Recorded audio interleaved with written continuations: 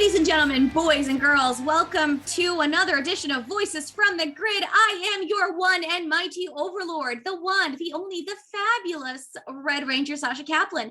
And today I am joined once again by the incredible Pink Ranger Brian Massey.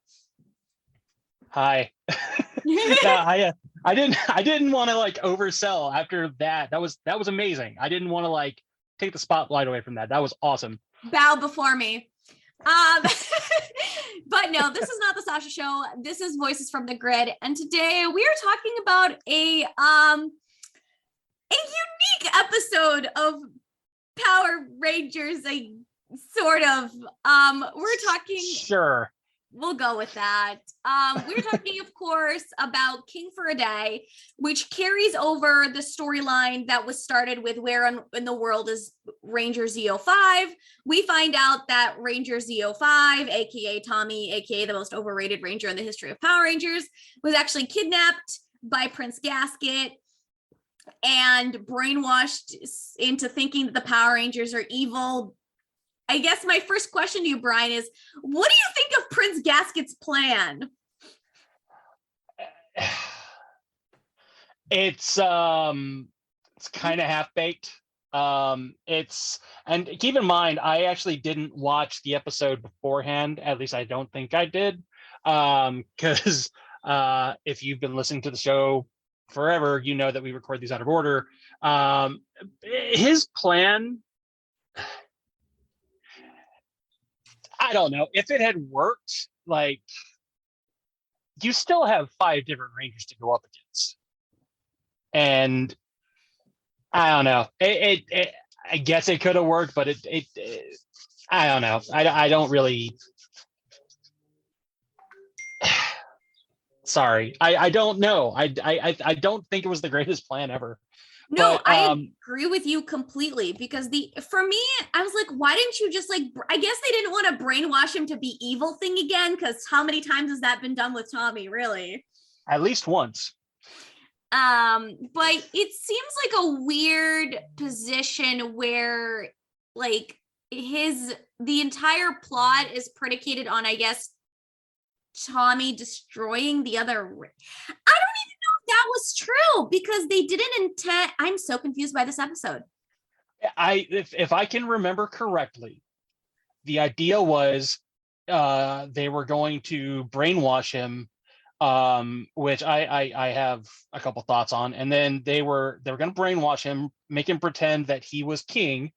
So, give Tommy a Burger King crown and just be like, you are king of the machines now, because remember, Mondo's not there. And I guess at that point, maybe Gasket, if we wanted to get all like Game of Thrones or like Downton Abbey with it, he could have possibly put Tommy in a position where like, okay, yeah, he's the new king now, and he could use him to take out any adversarial forces. And then, if he dies, hey, guess what? That just makes me second in line. Now I'm king.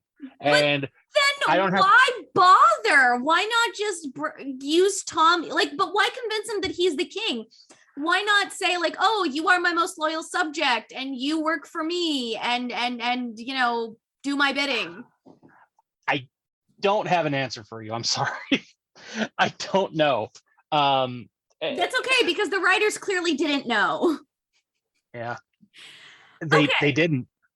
But I don't know. This is but let's talk about what's ultimate. So basically, to kind of go through the plot, is Jason and Kat know that Tommy's missing. They haven't been able to find him. They go to Zordon, and Zordon and Alpha do like a scan, and they find Tommy's residual brain waves in the water, which is like, to borrow a phrase from Mr. Ben Taylor, that is not how science works. Hey, I had the same note. What do you think about that? Like, it's just the weirdest way of like, they couldn't have said his like energy signature, his like it's in the water. It like, is it kind of like the Orby string from back in the 90s? It's like, oh, there's some brainwaves in here. how have they not already dissipated? I mean, it's been like what, a day or two since Tommy's gone Actually, missing. How are they still there? I think it's just the day. I think this is the end of the day because in the Yeah, last episode, they were just kind of spent the entire episode looking for Tommy. yeah. Okay. So Gasket has this monster that he siphoned off Tommy's energy to imbue this monster to make him stronger. Mhm. And this is giving me some very unnecessary Gladiator vibes. But in like if you wanted to do a bad parody on the Gladiator, this is what you would do. Yeah, and it also gives me like Mad Max Beyond Thunderdome vibes too, the way that they got it all, and it's all sepia toned as well. Well, they always put a filter on to let us know it's a different planet. Yeah. Um, and also I have to say, like, the way that they do this with the like brain, they call it the brain drain, right? And the idea is that they're going to take Tommy's power and imbue it into this other monster. And I immediately heard the words brain drain, and I was like, oh, someone went to go see Batman Forever, because that's entirely the Riddler's plot in that movie, is to like siphon all of your brain waves and whatnot. And also, something that bothers the ever-loving crap out of me whenever I see a plot point like this is, spoilers, by the way, Tommy gets his powers back. But like, did he ever really lose them though? that's my thing, is like, did you like, because they visually imply that he's losing his powers.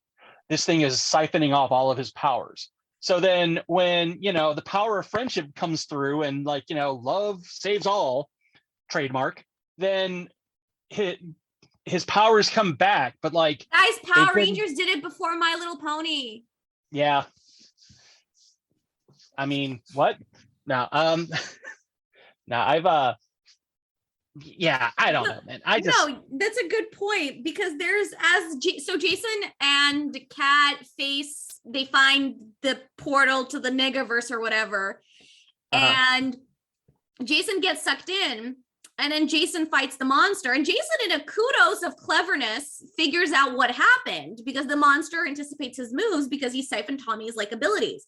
Yeah. And then he sort of smashes his staff into the monster and he just like loses the powers. Like, how does that work? I don't know. This episode could have benefited, I don't think from a third episode, but definitely with a little more like, hey, let's explain this, because, and I get that it's Power Rangers, but you're just supposed to believe, oh, Jason knows this because like all these things are happening and everybody's figuring them out so fast. Nobody has a wrong answer here whatsoever, because we can't be wrong because we're the Power Rangers. And it's like, it does feel like maybe they had something bigger in mind and then it got cut. Possibly. Because like, but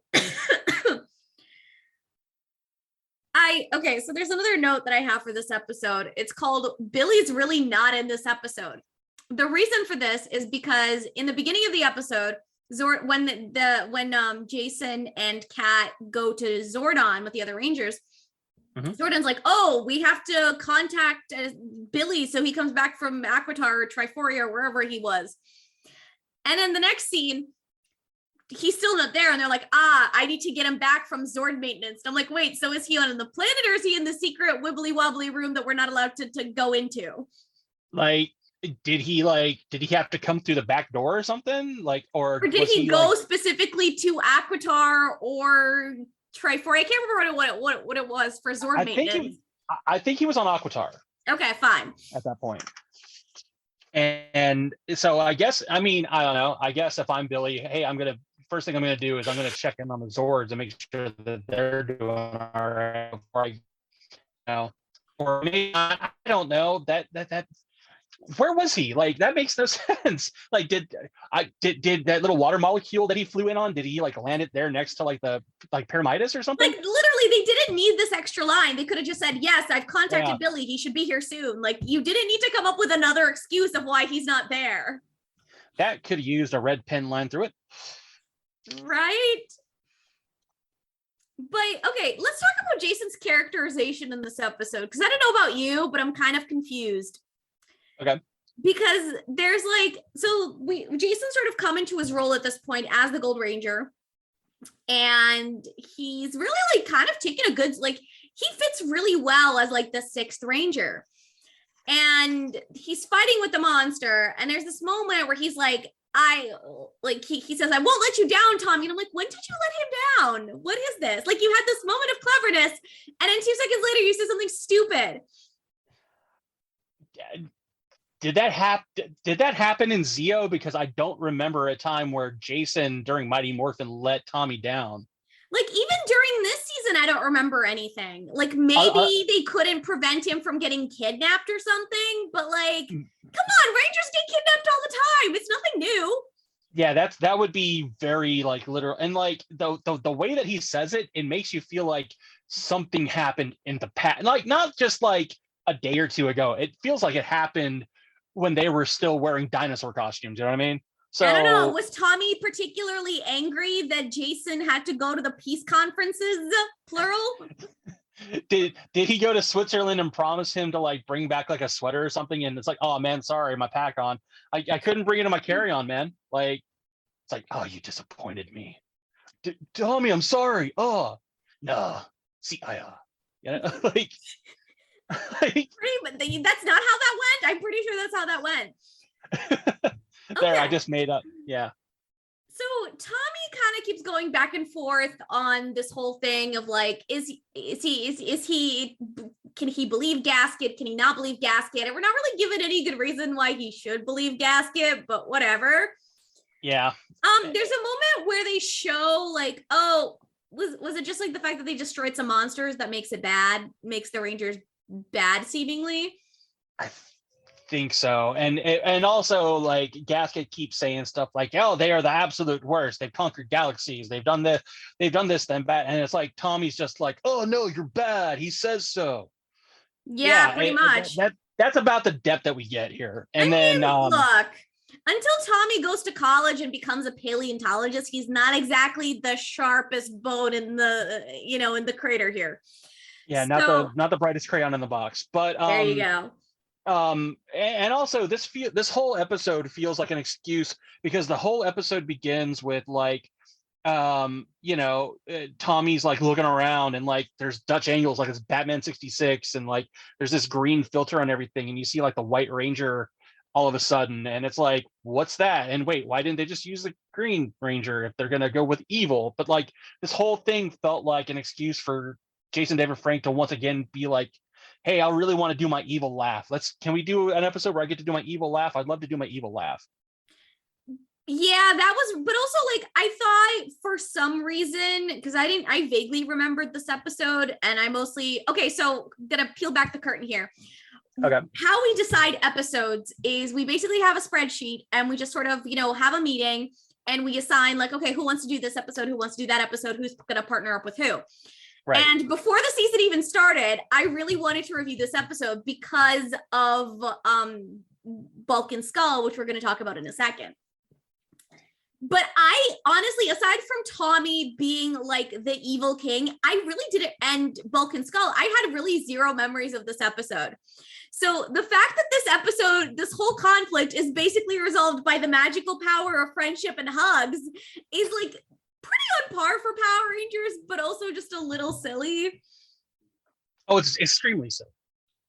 So when I first saw the White Ranger at the beginning of the episode, I was like, oh, wait, is this going to somehow like unintentionally foreshadow that weird arc that Tommy goes through in Dino Thunder? And then, of course, it didn't go anywhere. It was just like a substitute for Gasket. Yeah. What was it, like Fighting Spirit, I think? Yeah. Something like that. Oh, goodness. Like, for an episode that manages to have the Tommy plot, the Rangers trying to get to Tommy, the Bulk and Skull plot, and the unintentional heroes of the season, there's just a lot going on, but it doesn't feel like anything goes anywhere. It's sort of like this episode takes place in like 5 minutes. Yeah, it might as well, because there's seemingly like you want to feel like there's some kind of conflict here, but there's no real big kind of conflict. And then the resolution just kind of leaves everything back at the status quo before Tommy was kidnapped. Nothing really changes. It's And not like it's this just like, episode. It's not like this episode like became a great, character no. development episode for Tommy. This was just so Kat could hug him. You know what this felt like to me, and I've been thinking about this. I even thought about this like when I was on the bus coming here, to record. Is in my mind when I was thinking about this episode and just the way that it worked. It felt like that episode. Have you ever seen that episode of The Simpsons where Itchy and Scratchy they bring in Poochie? So like Homer becomes the voice of Poochie, and like for some weird reason he's at the set and he's like he barges in on one of the writers meetings and he goes, I've actually got a couple of ideas on how to make the show better. For instance, if Poochie's not there, all the other characters should be asking, where's Poochie? Stuff like that, right? And I was like, that's what this feels like. Because everybody's like, where's Tommy? Oh man, I sure hope we get Tommy back. Man, I sure do miss Tommy. Like, yeah. And then there's this whole like the Rangers are about to, so they find where Tommy is in this alternate dimension, and they're about to go and teleport there, and then all of a sudden they can't. Because the lock's turned on. I mean, pretty much that basically is what happened. So you end up with the Rangers being stuck, and we're just like, okay, how on earth are they going to save the day? Billy's going to build a machine. It's going to disrupt them. Nope. So while all of this is happening, Rito, and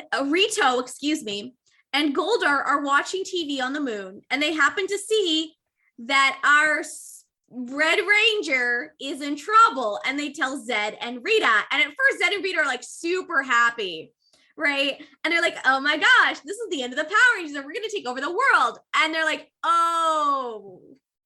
Wait a minute. And I love, by the way, that like Rita and Zed, like they hear this news and they steal Goldar and Rita's chairs. They're like, get out of here. Like, and that was honestly, that was one of the better parts of this episode. Tell them why though. Because okay, so Zed's watching the TV and he's like, oh man, finally the Rangers are going to be able to, the Rangers are going to be defeated, and then like we can take over Earth. And then he realizes, oh, wait a minute, no, that's not me over there. That's the Machine Empire. They're the ones that are going to take over Earth if they beat the Power Rangers. Crap. So he comes to the decision that they have to help the Rangers. Just this one time, they have to help the Rangers. And so Finster winds up jamming together this teleportation device and somehow gets a lock on the power chamber, and Bob's your uncle. Yeah, pretty much. And so the funniest, there's a really funny scene though when Finster is explaining, oh, I might have an idea, sir. And so he's doing his whole Finster thing, and Zed is like, is this going to be a good idea? He's like, well, I think so. And so Finster's just telling the idea. It's actually brilliant. And Lord Zed is like, what a brilliant idea. I'm so glad I thought of it. I'm so glad I thought of it. He just needs a win. Lord Zed is basically like a depressed man who just was forced into retirement and doesn't know what to do with himself. I swear to God, the way his life is going, like I can, at this point in Power Rangers, I'm just imagining him wearing a wife beater in his like boxers, sitting on a couch while Rita's nagging at him to get a job. And he's like, you've got all these kids to take care of. It's like, they're not my kids. Well, they're your monsters. They're your henchmen. But the thing is like, though, most of these are Rita's problem, not Zed's, right? Even Rito is Rita's brother. So like, none of these are things that they're not like, it's not like Goldar showed up, right, with minions.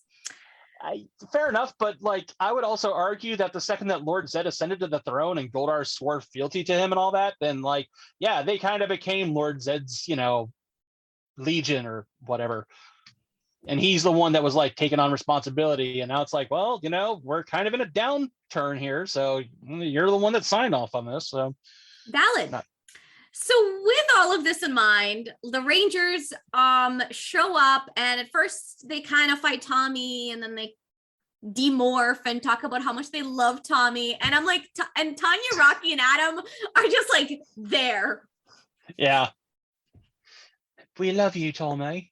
It's like I think Adam has legit like one line in this entire episode, which is a travesty. It's a yeah. And I think Rocky's only line in this episode is like, it's morphing time. Did he get to say it's morphing time? I didn't. He did. That was him. Good on you, Rocky. I'm proud of you. Yeah, no. And obviously they're building up to like later on with, you know, Tommy and Kat, not to spoil anything, but like, yeah, they're, and it's like she gives him like the most awkward, it almost felt like a bro hug kind of thing, like over the shoulders, and she's just like, remember who you are. And I'm like, okay, whatever. What are you do? I'm like, they're all demorphed. They're like in the middle of the Thunderdome, and I'm like, there's all these monsters here, and they're not attacked. What are you doing? You are the worst monsters ever. And also there comes a point where Gasket starts sort of reveling in the fact that they demorphed and just like doesn't attack. He's like, I'm going to destroy you. And you're like, you'll never get away with this. And then, all right, which is the perfect segue. Have the numbers. This is the perfect segue to talk about the true heroes of the franchise. Bulk and Skull. Now, Bulk and Skull have kind of misadventures in this episode because they witness Tommy getting kidnapped. They try to tell somebody, nobody believes them. Or excuse me, Ranger Z05, whatever. Then they end up stuck in the same parallel, whatever planet, world, BS thing they're in. And they meet this alien gladiator man who is a lizard dude, because why not? And he's like, you must be great warriors. And they're like, yeah, we are. He's like, you're going to help me escape from Prince Gasket and stage a rebellion. And they're like, all right, then. And they do. It's nuts. It's like, okay, so first and foremost, I didn't catch the guy's name. He looks like some kind of lizard man from like, I don't know. I don't want to say like, I don't know, like the South Pacific, but he's like an Asian man, dude. Not a lizard man. That's what I meant to say. Sorry. Because I just said South Pacific. Sorry. Anyways, he looks like this like alien like lizard dude, and the way he talks, I heard his name the first time, and I was like, who are you? And like they say his name later, and I think I wrote it down. I can't remember, but that's not important. That's not important. What's important is Bulk and Skull get a full-on fight scene in this episode, and they kick ass, and it's kind of wild. Like they fight back and they win, and it's wow. Like way to go. Like, you know, not to steal any thunder, but like it's just like wow, that's I don't know if they were actually doing their own stunts or not. I don't know. But like, let's just talk about the fact that they don't really, like, they're nervous, but they still jump full throttle into helping this guy escape because they also need a way home. Yeah. And they fight the cogs in their own buffoonish kind of way, but they do. And then their actions leads to disrupting the force field that prevented the Rangers from morphing again. So they literally saved the Power Rangers. Not the first time, probably not the last time, but truly impressive. Yeah, and so Ben and I have been noticing, and we've been talking about this when we've been recording too, is like whenever we see like an army of cogs, quote unquote, it's like 4 or 5 cogs, and over time, like the Rangers have trouble with them. So then to see Bulk and Skull handle these guys, I mean, granted, they're not like overpowering them necessarily, but they're fighting back. You know, is it a little inconsistent? Maybe, but that doesn't matter because the way it's presented is totally believable that, yeah, Bulk and Skull, like, and that's the cool thing too, is like, yeah, they're hesitant, they're scared of fighting back, but they do it anyways, and that's courage. I mean, look, these guys are probably, if they ever make it to the planet of Horath, they will be treated like kings. I guarantee it. See, I remember the name of the planet, but not the name of our makeshift lizard man. Whatever, it's fine. So and then in the last scene, there's this kind of interesting moment where they're telling Jason, Tommy, and Kat that they saved the Power Rangers, and they're like, "Oh wow, the Rangers totally would have thanked you. Like, I bet if they were here now, they would say thank you." And they're like, "We don't need your sarcasm. You clearly don't believe us, so we'll leave." And not gonna lie, I can't blame them. Like it you know, like it was funny because they go up and the Rangers are just like, no, yeah, no, we totally believe you. And they're just like, no, you don't. Nah, we've heard this tale way too many times. No. We're gonna take our business and leave. And it's like, guys, no. I felt kind of bad for them that was their reaction to that was, no, they're totally mocking us. It's like, no, we're not mocking you guys. Thank you. It's like, yeah, cool, yeah, bye. So on that note, any final thoughts on this episode? Because there's really not that much to talk about other than how amazing Bulk and Skull were. I mean, can we talk a little more about how amazing Bulk and Skull are, because they're freaking amazing in this episode. They really are. They were just so good, and they were just like so. It shows their growth, right? But then there's also something else that's happening here. Bulk and Skull are actually like, I had a thought. Oh, this sets up their future interest in looking for aliens and like stuff like that, right? Because they were talking about like, oh, finding information and proving themselves and proving that what they saw was real. And I'm like, isn't this what leads them to Professor Calamitous and in space? I think it is, yeah. And it's God, it's so much. It's got to be better. Anything's got to be better than working for Stone at this point. Yeah. Are they even working for him? I can't remember the last time I heard references to that. I mean, they probably do, but like, do we care? I mean, Stone's got some kind of detective business going, I think. And it's like, cool. You guys really need to get away from him, because he is sinking you guys fast. But yeah, no, I'm happy that, yeah, this sets up a lot for Bulk and Skull. Like you said, I completely agree. And as we continue on, we're going to see some really cool things from them. 'Tis only the beginning. And on that note, I think there's really nothing else to say unless you have some other notes, Brian.